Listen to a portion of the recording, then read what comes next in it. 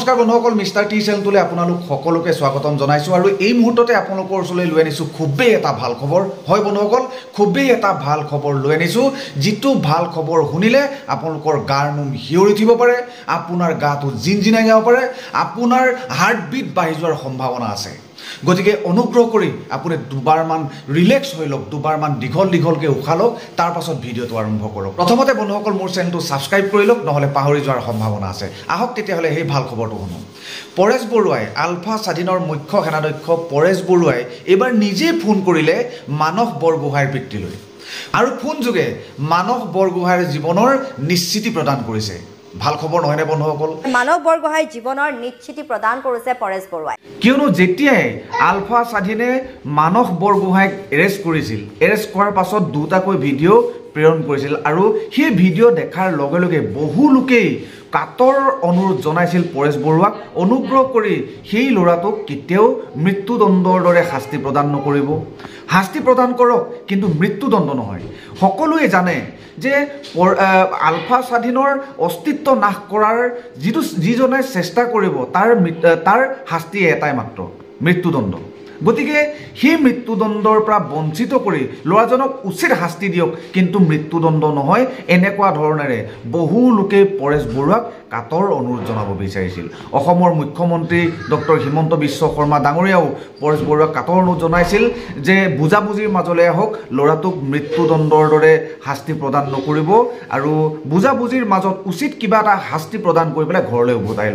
ঘূৰাই পঠিয়াই দিয়ক বহুতে ভয় খাই আছিল মই ভয় খাই আছিলো কিয়নো গুপ্তচৰক হত্যা কৰাৰ উদাহৰণ আলফা স্বাধীনৰ বহুত আছে গতিকে শেহতীয়াভাৱে মানস বৰগোহাঁইক এৰেষ্ট কৰা হৈছে গুপ্তচৰৰ সন্দেহত গতিকে মানস বৰগোহাঁইকো হত্যা কৰা হ'ব নেকি এনেকুৱা ধৰণৰ ভয়ভাৱ মানুহৰ মনত সৃষ্টি হ'বলৈ আৰম্ভ কৰিছিল কিন্তু আজিৰ যিটো ফোন কল পৰেশ বৰুৱাৰ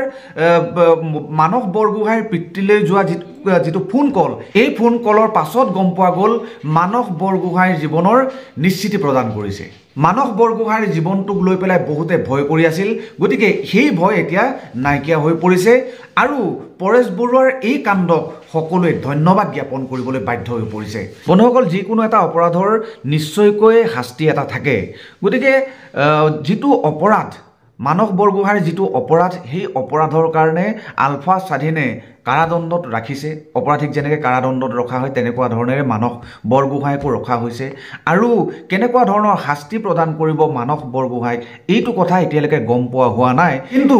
কোনোবাই যদি কাৰোবাৰ আইন উলংঘা কৰাৰ এটা প্ৰয়াস কৰে তেতিয়াহ'লে তাকতো শাস্তি প্ৰদান কৰাটোতো স্বাভাৱিক কথা কিন্তু মানস বৰগোহাঁইৰ কাহিনীটো অকণমান বেলেগ এনেকুৱা যেন লাগে মানস বৰগোহাঁই যেন কাৰোবাৰ প্ৰবঞ্চনাৰ বলি হৈছে কাৰোবাৰ প্ৰৰোচনাত যেন আজি এনেকুৱা জীৱন মৰণৰ লগত যুঁজ দিবলগীয়া হৈছে আজি মানস বৰগোহাঁই গতিকে মানস বৰগোহাঁইৰ এই যিটো ঘটনা এতিয়া বৰ্তমান ঘটি থকা যিটো ঘটনা এই ঘটনাটোৰ এটা বিৰাট ডাঙৰ এটা শিক্ষা মানস বৰগোহাঁইৰ বাবে কিয়নো আলফা স্বাধীনে প্ৰেৰণ কৰা দ্বিতীয়টো ভিডিঅ'ত স্পষ্টভাৱে মানস বৰগোহাঁইয়ে জনাব বিচাৰিছিল মই যিটো ভুল কৰিলোঁ তোমালোকেও নকৰিবা মানে